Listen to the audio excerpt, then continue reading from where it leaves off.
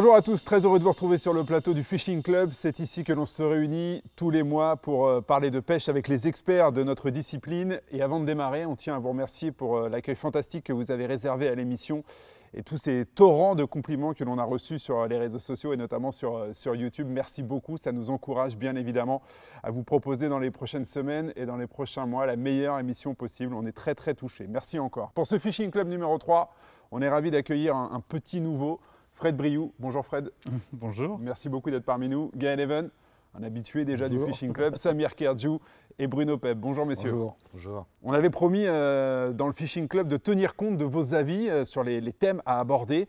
Et c'est ce qu'on va faire avec ce Fishing Club numéro 3, puisque nous, on va parler du silure. C'est un thème qui nous a été demandé par les gens qui regardent l'émission. Les gens ont envie de savoir si le silure a un impact sur la ressource et notamment sur les autres carnassiers. Vous côtoyez ce poisson beaucoup en Vienne et en Loire de manière assez directe. Est-ce que vous constatez un impact du silure sur les populations de sandres, de brochets, de perches? L'impact, c'est vu dès le départ, sur le cheptel de poissons, dès le départ. Avec une diminution des captures de brochets, de cendres, de choses comme ça? Oui, parce qu'on ne prenait que du silure. Des silures de 50 cm à 1,20 m, 1,40 m.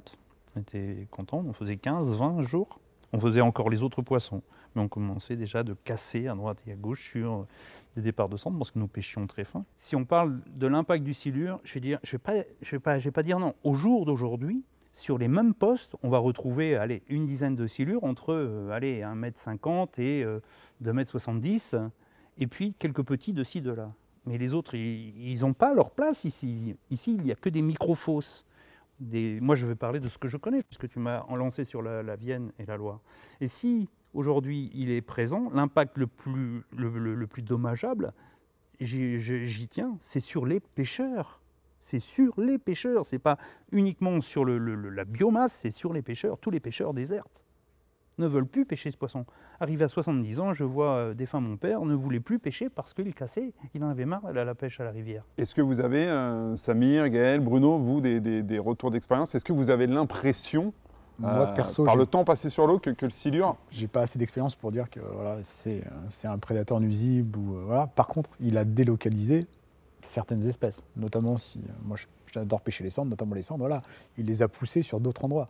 Maintenant, les secteurs où je pêche, le silure s'est bien installé, je ne peux pas dire qu'il y a moins de cendres, c'est pas vrai. Donc, ils sont plus aux mêmes endroits. Ils sont plus aux mêmes endroits. Voilà. Souvent, ces silures ont colonisé les places, notamment ce qui était les fosses, etc., où avaient tendance à se tenir les cendres. Voilà.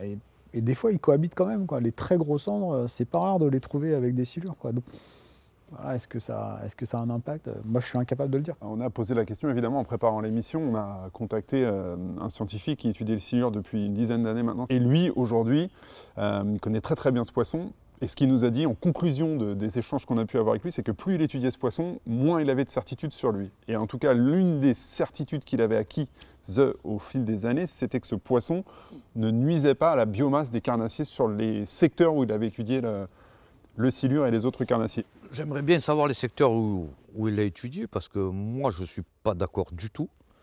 Dans certains endroits, j'ai envie de dire qu'il ne va pas nuire. Moi, je pars de mon expérience personnelle. Sur des grands fleuves comme le Rhône et tout, où il va aller toquer des muges, des poissons qui remontent, des poissons marins. On n'a pas vu de baisse des populations de sandres. Dans d'autres secteurs, on l'a bien vu. Je ne peux pas croire que ce poisson n'a pas un réel impact sur les autres populations de carnassiers. Mais dans la mesure... Est-ce qu'il diminue ces populations ou est-ce que, comme Bruno le disait, il les déplace et il modifie leur comportement? Je pense que dans certains endroits, il les diminue. Voilà. Il n'y a pas de tour de magie, on ne peut pas augmenter la production d'un milieu. Tu mets une nouvelle espèce, tu divises la productivité du milieu par un individu de plus. C'est-à-dire que si tu prends, tu vois, je prends la Seine, c'est facile, hein, la Seine dans les années 80 jusqu'à 90, c'était 9-10 espèces. Maintenant, la Seine, c'est 30-32 espèces de poissons. Et elle produit moins qu'avant. L'eau est mieux, donc elle produit moins. Donc, inévitablement, on ne va pas faire plus de poissons, on en produit moins, ça c'est sûr. La biomasse, elle diminue dans nos rivières parce qu'on améliore la qualité de l'eau, plus les corbicules, plus tout un tas de choses qui font que la productivité des milieux diminue. Et la grosse difficulté du silure, c'est que c'est un individu qui vit vieux Et donc, avant 30 à 40 d'avoir ans, hein. un écosystème, même plus que ça, ouais, tu vois, donc c'est-à-dire que On va juste rappeler l'ordre de grandeur. Un très vieux brochet en milieu naturel, c'est entre 10 et 15 ans. ouais, 10-12 ans, c'est déjà un vieux poisson. ouais. Tu vois. Un vieux 12 poisson, ans, ouais. ouais. Mais sur un silure de 40 ans, c'est pas forcément c'est un vieux poisson, mais il peut encore en faire. Donc, tant qu'on n'aura pas justement une pyramide des âges bien établie, et je reste persuadé que le meilleur facteur de régulation du silure, c'est le silure lui-même, clairement dans les milieux. Par le C'est-à-dire cannibalisme. Par le cannibalisme, et parce que le réseau trophique va s'équilibrer, c'est-à-dire que s'il n'y a plus de place pour les petits... Et le brochet aussi. oui, Petite anecdote. Mais... et donc dans l'idée, si tu veux, on a besoin de ces gros poissons. Et donc il y a plein d'endroits où, quand le silure arrive, en général, il y a quand même une baisse des populations de cendres. Parce qu'au moment où ça explose, les petits silures de 60-80, tous les mecs qui pêchent au verre, tous les mecs qui pêchent au cou, comme disait Fred, vont se faire déblayer. Et en fait, tu as vraiment une explosion. Et après ça va s'équilibrer. Et tu vois que les petits poissons et tout ça, après, reprennent leur place. Les populations de cendres se refont, pour moi, moins, parce qu'on parle de productivité, donc un peu moins. Mais inévitablement, il y a un impact.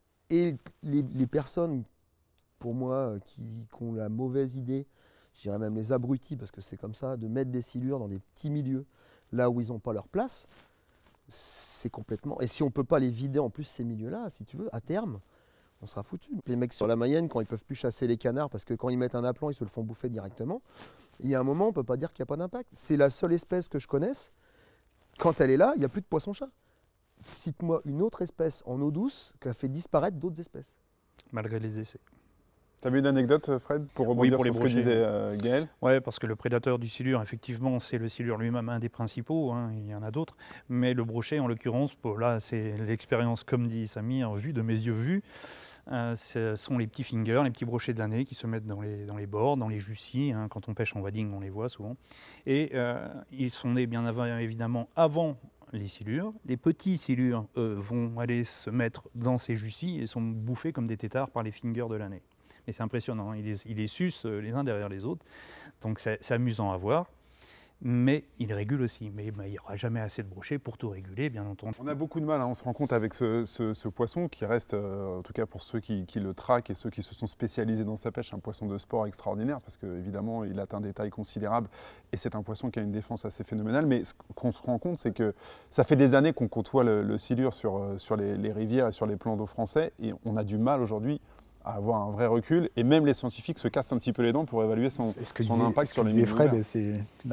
c'est vraiment une représentation autour des fauteuils. Là, c'est-à-dire que si on prend nous quatre, je pense qu'il n'y a pas un de nous quatre par plaisir qui allons aller le pêcher, quoi. Si.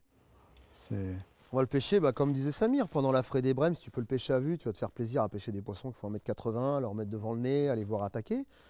Moi, j'aime bien ça, si tu veux. Et dans les grands milieux, ça ne me gêne pas qu'il y ait ces poissons. Après, je vois quand même beaucoup de rivières de deuxième catégorie qui avaient déjà un peu de mal à produire un peu de brochets, un peu de sang. Ça progresse. Et où tu les vois qui progressent à vue d'œil. Et là, il n'y aura pas de tour de magie. Ouais, il n'y aura clair. pas de tour de magie. Quand il y a 2 fosses sur la rivière Ils sont et occupés. que dès qu'il y a une crue, que tout le monde arrive dedans, parce que c'est des endroits, et surtout qu'on a des crues de plus en Un plus lieu de violentes. refuge. Il faut quand même voir qu'on a aussi des crues qui sont de plus en plus violentes. Donc les poissons, les zones de refuge, il y en a de moins en moins. Si tu mets tout le monde au même endroit et que tu as un nouveau prédateur, c'est pas forcément fait pour... Moi, ce qui me dérange le plus, c'est qu'il soit sur le Rhône, il dit depuis des années, sur la Saône, sur des grands fleuves. Ça ne me pose pas de problème particulier. On va dire qu'ils s'autorégulent et les autres espèces arrivent à plus ou moins à s'en sortir, puisque tu fais de très belles pêches de cendres au milieu des silures quand ils ne sont pas en activité, c'est du grand classique. Mais d'arriver sur des zones à barbeaux, comme j'ai pu le voir encore cette année et toutes les autres années, ou des zones de seconde catégorie, début de seconde catégorie, où il y a encore des grosses truites, très peu d'eau, 1 mètre d'eau, des belles pêches à faire de grosses truites, par exemple. Si entre la première et la seconde, la zone à barbeau, et que tu vois des silures de 1,50 m partout, où tu arrives sur des petits plans d'eau à truites, comme j'ai pu le voir encore cette année, il ne faut pas me raconter les conneries, ce n'est pas les cormorans qui les ont amenés, ces poissons. Et ils ne sont pas remontés, il y a des barrages où ils ne peuvent pas remonter, il y a des plans d'eau fermés où ils ne peuvent pas remonter. Ce qui me dérange le plus, ce n'est pas le poisson lui-même, c'est les mecs font n'importe quoi, quoi. Ils sont en train d'en foutre de partout, et ça, je ne crois pas que ce soit très intelligent. Et Pour triste. résumer votre sentiment, là, tous les quatre, vous avez l'impression quand même que de toute façon le silure a un impact sur la ressource et notamment sur les carnassiers, Moi, clairement, oui. sur Et les même autres sur les carnassiers. migrateurs. Alors Même sur les sur les migrateurs, c'est un sujet évidemment très intéressant. Là, en revanche, les scientifiques ont un peu plus de certitude, notamment sur certains endroits, comme certains barrages ou des passes à poissons, où ils ont pu observer que des silures s'étaient spécialisées. Sur les migrateurs, il semblerait, selon les scientifiques, encore une fois, qu'on a pu contacter, qu'il y a un effet avéré, en tout cas dans certaines zones. Mais c'est certain. Après, le silure dans les passes à poissons, ça arrange bien EDF nous montrer le silure comme le méchant garçon. C'est pas lui le méchant garçon. Le problème, c'est la passe à poissons. Tous les poissons ont des lieux d'embuscade. C'est-à-dire que tu mets 2 cailloux dans un torrent à truite, elle va se mettre au milieu, là où ça forme un V, parce que toute la bouffe va arriver. Alors tu prends un fleuve qui fait 100 mètres de large, tu fais passer toute la bouffe dans 2 mètres de large, les poissons seraient bien cons, et il y a des brochets à la sortie, il y a des cendres, tout ça, tu sais, qu'on bénéficie de ces passes. Mais les poissons seraient bien cons de ne pas se mettre là. C'est-à-dire que ça arrange bien les mecs d'EDF de dire, regardez les méchants silures dans les passes, et ça arrange bien les pêcheurs pros d'un autre côté, qui vont nous dire, écoutez, il faudrait qu'on vous les enlève parce qu'ils vous mangent vos saumons. Ce qui est problématique, hein. Je ne dis pas qu'il faut...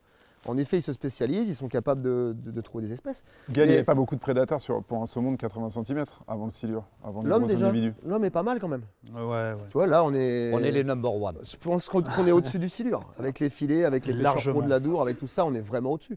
Mais dans l'idée, le problème en lui-même, c'est le barrage. T'enlèves le barrage, il y aura plus ce phénomène de concentration de poissons à un moment, de poissons qui hésitent à passer, et de prédation comme ça. Pour terminer, parce que je peux avoir vraiment votre sentiment, Samir, on l'a compris, toi, tu es persuadé que le silure a un impact sur les autres carnassiers, oui? Oui, mais je ne dis pas qu'il n'a pas sa place. Je dis qu'il a un impact. Bruno? Oui, il a un même impact. sentiment Si on prend notamment des petits milieux, comme on le disait, c'est évident que ça a un impact. Ouais. Fred? Oui, il a un impact également. Oui. Gaël? Pour moi, il a un impact, mais faut Minimiser quand même. faut le minimiser. C'est-à-dire que c'est aussi un des poissons qui va limiter les écrevisses américaines par endroit. C'est un des poissons... Chaque classe d'âge de silure a une nourriture différente. Donc ça, c'est intéressant à voir, qu'ils se répartissent la nourriture en fonction des tailles et tout ça. Donc c'est un poisson qui est hyper intelligent, comme disait Samir, qui apprend, enfin intelligent, c'est un peu vite dit, mais qui apprend de ses expériences et tout ça. Donc c'est un super poisson de sport. Après, pas dans les petits milieux, mais surtout pas dans les petits milieux. Ça, faut Dans les arrêter gravières. tout de suite. Stop. On est au moins d'accord sur ce point. Ouais. Merci messieurs.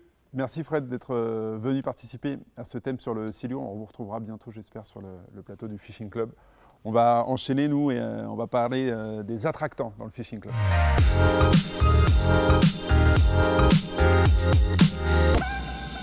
Retour sur le plateau du Fishing Club où un Fred en a remplacé un autre. Bonjour Fred Julien. Bonjour. Merci d'être de retour sur le plateau du Fishing Club. On va essayer de parler avec toi, avec Gaël, Bruno et Samir, des attractants et de déterminer quelques vérités sur ce produit qui est un produit miracle pour certains et un produit complètement bidon pour les autres. J'aimerais déjà qu'on essaie de répondre à une question. Est-ce qu'un attractant va déclencher la touche du poisson sur le leurre ou est-ce qu'il va favoriser une meilleure touche, une touche de meilleure qualité, plus longue, plus directe? Les deux. À ton avis? Les deux, mon capitaine. Les deux? Les deux. Donc là, vous êtes unanime là-dessus. Unanime. Donc c'est un produit miracle. D'autres questions? Bah, on en a 2-3 autres, ouais, c'est un produit miracle. Donc, Non. alors Non, pourquoi? c'est pas- parce que je pense qu'il y a finalement il y a autant de situations que de situations de pêche. C'est-à-dire que là, pour moi déjà le premier constat c'est que dans beaucoup d'autres pêches, hormis les carnassiers, on accepte d'utiliser les attractants. C'est Et avéré. nous on pêche au leurre, et il faudrait qu'on se pose la question de savoir si l'odeur joue un rôle. Alors qu'on pêche avec des morceaux de plastique quand même. Mais non, il n'y a pas de question à se poser, ça marche. Parce que le côté olfactif dans la chasse d'un prédateur est un paramètre super important.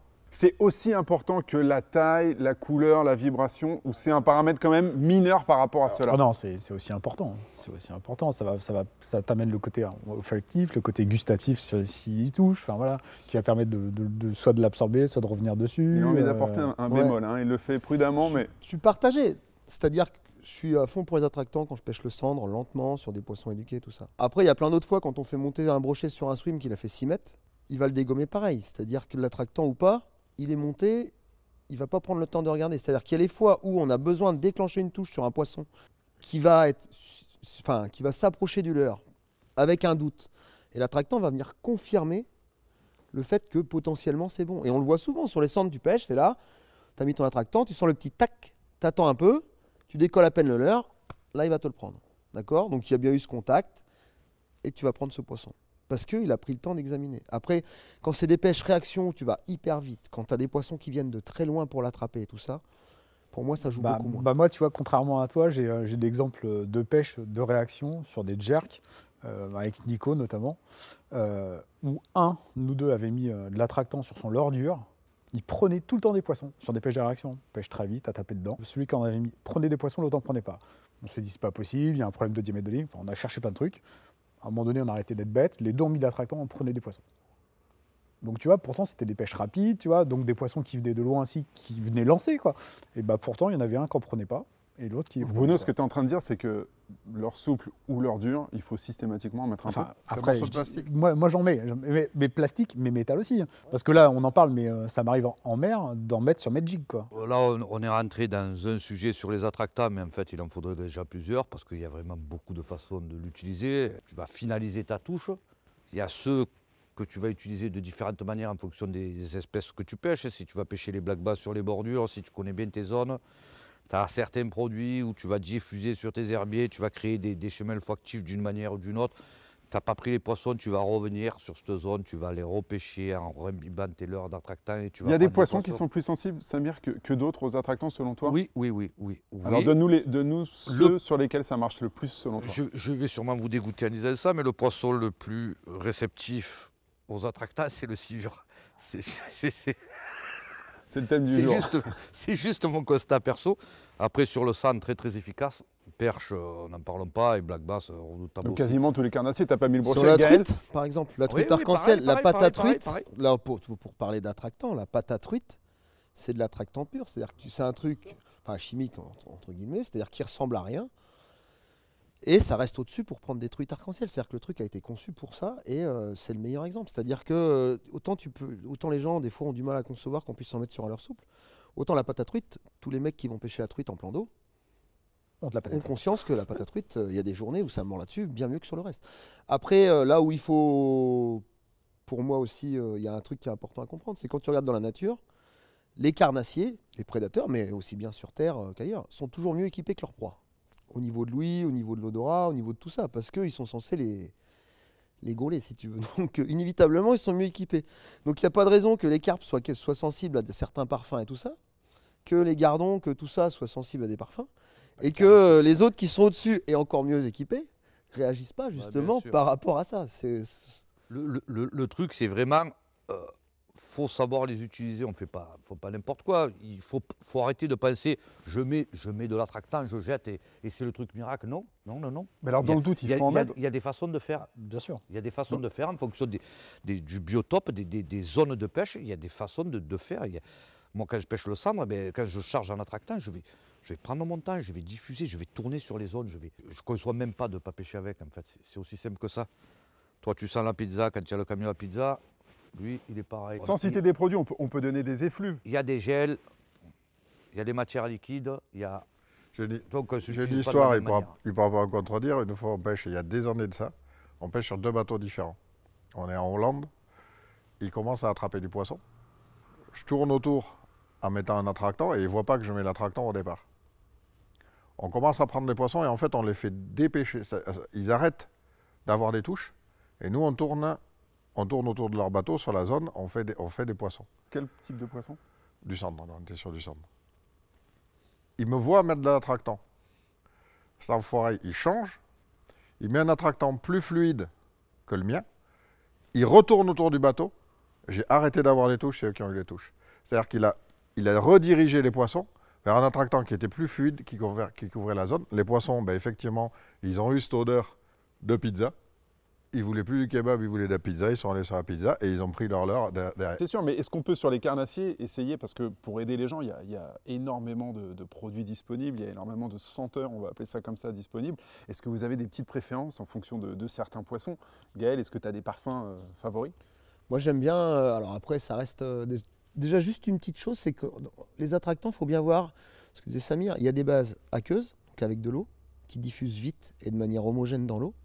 Et il y a les bases avec de l'huile ou des vaselines, des choses comme ça, qui sont des gels bien souvent, qui vont rester davantage dessus et qui vont avoir plus une diffusion qui va être verticale dans la colonne d'eau, puisque l'huile, ça ne se mixe pas forcément avec l'eau. D'accord? Donc en fonction de ce que tu cherches, si tu veux juste saturer une zone vite, tu vas plus prendre une base aqueuse. Si tu veux par contre en mettre sur ton leurre et que ça reste un moment, et plus l'eau sera froide, plus ce sera vrai, tu vas plus mettre une base d'huile. Déjà, ça c'est juste pour poser les bases. Donc plus l'eau est froide, plus on part sur des bases d'huile. Non, pas forcément. J'ai pas compris alors. La base d'eau, c'est bien. Par exemple, tu viens de manquer une touche.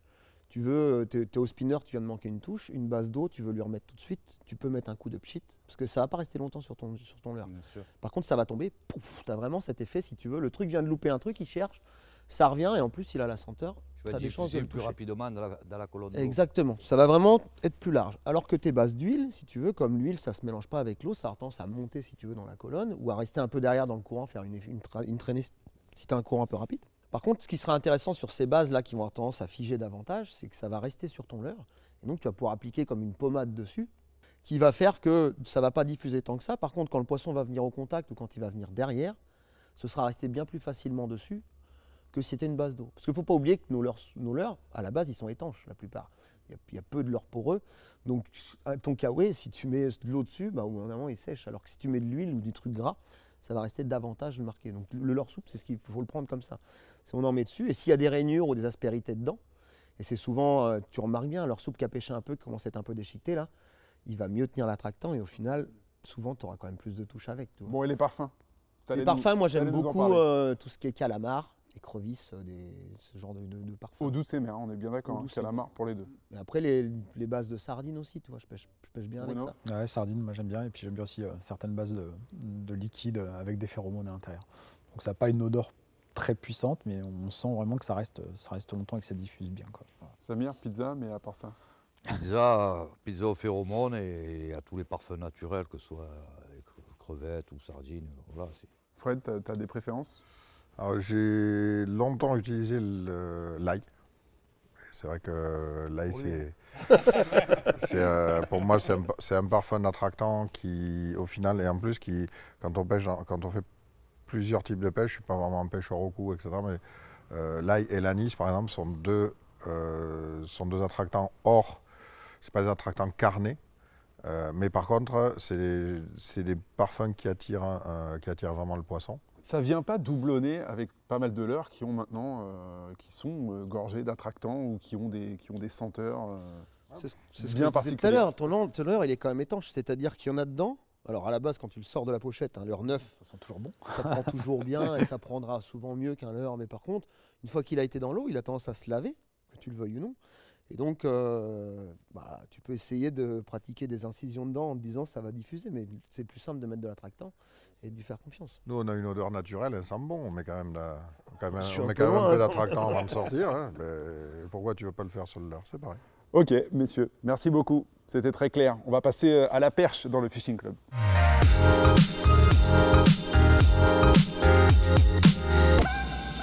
Retour sur le plateau du Fishing Club et on va parler de la perche. Ça aussi, c'est un sujet que vous nous avez demandé, notamment sur YouTube. Et grâce à nos experts, s'ils veulent bien nous donner leurs petits secrets, on va essayer de voir comment on peut capturer les plus grosses perches en France. On va commencer par essayer de déterminer ce que c'est une grosse perche en France.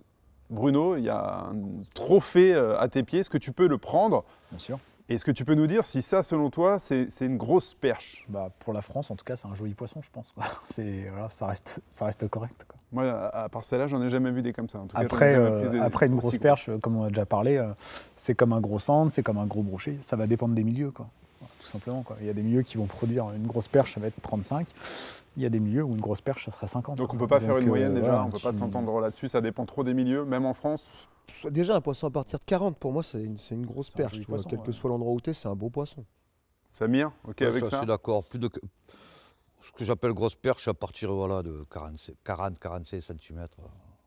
Fred, pareil? Oui, les poissons de plus de 40, c'est quand même c'est joli poisson. Et finalement, on arrive à en trouver dans beaucoup de milieux. Bon, on va essayer de déterminer avec vous comment trouver ces poissons de 40 cm et plus en France. J'ai pas mal de questions un peu de profanes à vous poser là-dessus. Déjà, est-ce qu'elles ont le même comportement, ces grosses perches, que les autres petites perches que l'on trouve plus fréquemment en banc? Elles sont avec les bancs de petites perches ou elles vivent séparées de ces bancs? Pour moi, elles vivent séparées. Parce qu'il n'y a pas la même... T'as pas l'air sûr, hein. Tu regardes les autres, non, alors que t'es quand même... On va le défoncer. Non, en fait, parce que le bémol, en fait, c'est vivre en groupe.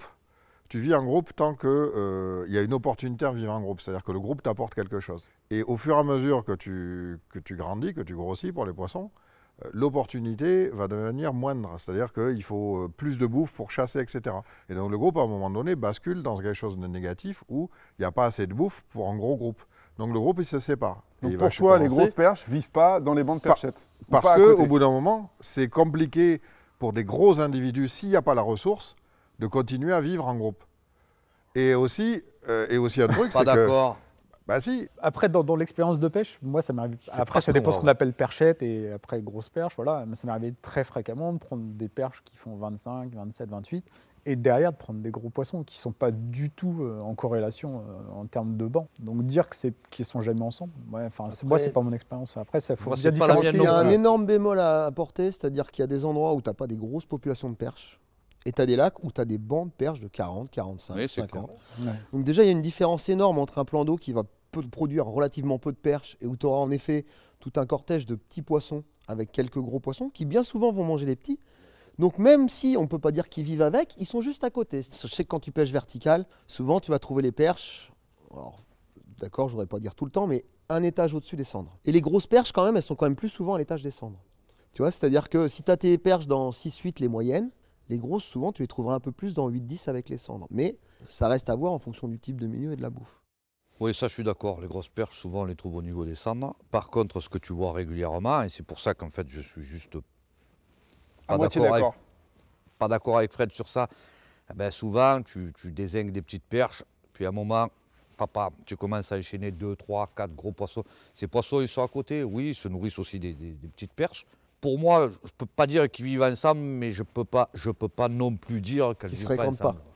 Ils se fréquentent. Là, c'est le moins qu'on puisse se dire, quoi. Et ça fait même partie des techniques à certains moments de rester sur une zone et tu sais qu'à un moment, les petites elles vont s'arrêter, les grosses elles arrivent, elles charcutent tout le monde là-dedans et tu fais des grosses. Les grosses perches, celles qui font 40 cm donc, et plus, elles sont en groupe aussi, c'est-à-dire que quand on a la chance de faire une grosse perche, il faut insister, il y en a d'autres sur le Encore une fois, ça dépend des milieux aussi. Quoi. Il y a des milieux qui sont plus riches où tu vas pouvoir en prendre plusieurs, et puis il y a des milieux ça dépend énormément des saisons. Si tu prends les perches, en début de saison, les perches après la fraise ont tendance à être disséminées et pas en banc compact. Plus on va avancer vers l'automne et vers l'hiver, plus ça va se mettre en banc compact. Donc c'est déjà une question de saisonnalité, c'est-à-dire en début de saison, tu vas les prendre. Ça, c'est pour les grosses et les petites. Même comportement là-dessus. Les petites resteront un peu plus en banc si tu veux, mais les grosses vont se séparer. Ouais. Elles vont longer les bordures, elles vont manger des écrevisses, c'est pas du tout. La meilleure saison pour traquer les grosses perches en France, vous en avez une de prédilection, vous? Moi, ce qui me concerne, par exemple, sur certains lacs, pas de partout, certains lacs du Verdon, c'est maintenant que ça se passe, quoi. C'est octobre jusqu'à fin novembre, et puis c'est fini, l'eau est trop froide. Mais là, tu as une fenêtre où décembre, parce que là, on est en décembre, c'est mort? Non, non, non. Non, parce qu'on a un mois de décembre avec encore de l'eau claire et pas si froide. D'accord, donc septembre, octobre, novembre, décembre, selon les conditions climatiques, c'est très bon. Et l'été en rivière, au leurre de surface, là où il y a du courant ou des herbiers. C'est-à-dire qu'il y a vraiment le côté lac et il y a le côté rivière, où il y a certaines rivières, quand les herbiers sont bien verts et tout ça, où elles réagissent excessivement bien au leurre de surface. Pour la période, là, la période un peu froide dans laquelle on est, est-ce que vous avez un leurre de prédilection pour les grosses perches? Et il y a deux questions en une, là je suis désolé. Est-ce que pour faire des grosses perches, il faut monter un peu les tailles de leurre par rapport aux autres perches? Pas forcément, des fois oui, des fois non. Et puis, comme disait Gaël, ça dépend si on pêche en rivière ou en lac. Il y a quand même des tendances qui en ressortent en rivière. Je vais prendre l'Oronde comme exemple. Voilà, les grandes périodes, c'est là surtout avec l'année qu'on a où il ne fait pas froid, pour faire des grosses perches, des poissons de 45-50, ça va se passer sur la fin des herbiers qui restent, parce qu'on en a encore. Et ces poissons sont sur des chalots là, et à la pointe du jour, tu peux faire des grosses perches de 45, 50, voire plus. Gros leurre ou pas? Non, l'heure de surface, elles vont monter. Là encore, maintenant? Oui, novembre, décembre, elles vont monter sans problème. Et ça va être des gros poissons. Les grosses perches, c'est vrai que mon expérience, c'est elles peuvent être ultra agressives et elles n'hésitent pas vraiment à coffrer des gros leurres. Et c'est vrai que souvent, finalement, même quand on ne cible pas la perche, mais en pêchant le brochet, donc avec des bas de ligne grossiers pour une pêche de perche, on fait des poissons exceptionnels en cherchant le brochet avec des leurres plutôt moyens, voire petits pour le brochet, pour cette cible. Et puis c'est des trucs qu'on a vu souvent, des fois tu attaques en 2 pouces, 3 pouces, tu prends des perches, puis tu repasses en 6-7 pouces et tu prends encore des perches et des plus grosses perches encore. Pour les grosses perches, tu prends des gros leurres. Moi, je suis pas forcément. Enfin, ça marche très bien. Oui, En surface, par exemple, je suis de ceux qui peuvent mettre un leurre de 150 pour pêcher les perches. Ça me dérange pas du tout. S'il faut les faire monter de 8 mètres, ça va être ça. Par contre, quand Samir parlait de casting jig, ça peut être du casting jig, ça peut être du plomb palette. Bien sûr, bien sûr. Toutes ces techniques à dandiner actives qui peuvent vraiment générer une activité, même si c'est pas très gros, mais l'activité de dandiner, tu peux vraiment créer une émulation dans le fond et justement monter la taille des poissons puis créer des trucs de dingue. Et ça descend vite, parce qu'il y a ce côté-là sur la perche, si tu veux. Il y a le côté, autant l'activité peut se déclencher d'un coup, que si tu arrêtes de matraquer, entre guillemets, et de les énerver, ça peut retomber aussi vite. Donc le côté, je descends très vite, je suis compact et je gigote dans tous les sens, ça permet aussi de prendre des grosses perches. Et les perches sont super agressives. C'est un des poissons qu'on prend, entre guillemets, le plus souvent, 2 poissons sur le même leurre. Les perches, elles essayent de se voler la proie et on se retrouve avec un poisson pendu sur chaque triple. Et donc, elles sont agressives. Il faut utiliser cette particularité. Pour terminer, est-ce que, même famille que le cendre, est-ce que la couleur des leurres a une grosse importance? On reste sur les grosses perches là. Est-ce que vous avez des couleurs de prédilection? J'imagine que ça dépend des facteurs météo, que ça dépend du milieu, mais est-ce que vous arrivez quand même à dégager un ou deux trucs sur la perche? Moi, je ferais plus des leurres par saison, tu vois. C'est-à-dire que pêche de printemps, je ferais plus spinner, chatterbait, tu vois, ou rubber jig avec une microvis. C'est des leurres qui leur parlent, tu vois. Il y a des fois, elles veulent du métal. Après, dès qu'on va avancer sur l'été, je vais plus basculer poisson nageur, leurre de surface. Et après, dès qu'on va arriver sur des températures d'eau un peu plus froides, plus du leurre métallique à dandiner ou de la verticale quand vraiment l'eau devient très froide avec des gros leurres. Ok avec ça? Pour tout le monde? Ouais, je suis d'accord avec ça. Moi, je n'ai pas noté de couleur qui sortait du lot. C'est un poisson qui quand même qui est assez particulier, si tu veux. La couleur qui a marché, c'est un peu comme le sang. Dans la couleur qui a marché la veille, le lendemain, ça ne sera pas celle-là, ça sera une autre. Après, en termes de coloris, les coloris flashés et puis les contrastes, ils aiment quand même les contrastes, ces poissons quand même. Quand tu parles de contraste, c'est...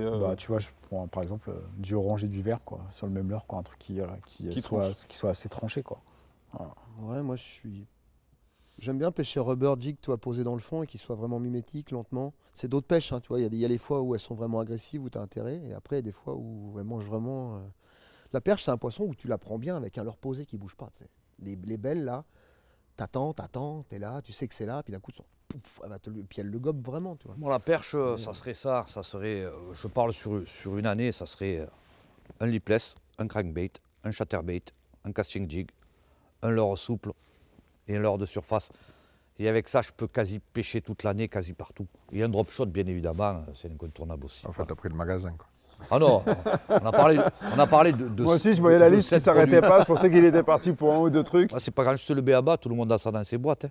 Un crank, un lipless, un leurre de surface, un chatterbait. Allez, quand je dis shatter, spinner, quoi, c'est la même famille. Tu as un drop, que ce soit un drop et une tête plombée, voilà, ça y est. Avec ça, tu prends des perches de partout, quoi.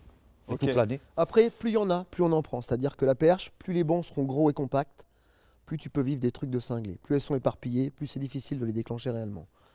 Merci beaucoup, messieurs. On a à peu près fait le tour et on a quelques clés pour essayer en tout cas de débusquer les grosses perches. Merci d'avoir fait partie du Fishing Club numéro 3. On va se retrouver bien évidemment tous ensemble très bientôt et en 2019 notamment pour le Fishing Club numéro 4. À bientôt.